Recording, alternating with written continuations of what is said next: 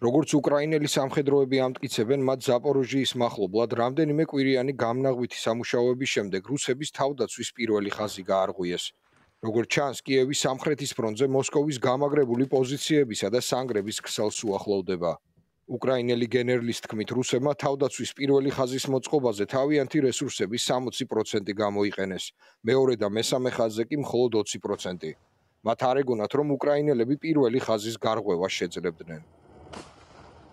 ამასთანავე უკრაინის პრეზიდენტმა საკვანძო ცვლილებები გაატარა. მან თავდაცვის მინისტრი ოლექსი რეზნიკოვი თანამდებობიდან გადააყენა და მის ნაცვლად ყირიმელი თათარი დეპუტატი რუსტემ უმეროვი დანიშნა.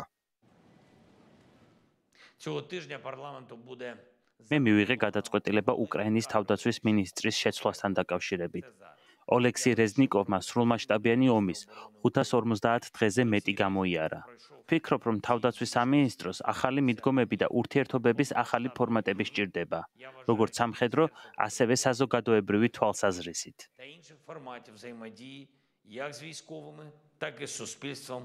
ამავდროულად რუსეთმა კვლავ დაბომბა დონეცკის რეგიონი, დაიღუპა 2 ადამიანი, დაზიანდა რამდენიმე სახლი და ავტომობილი.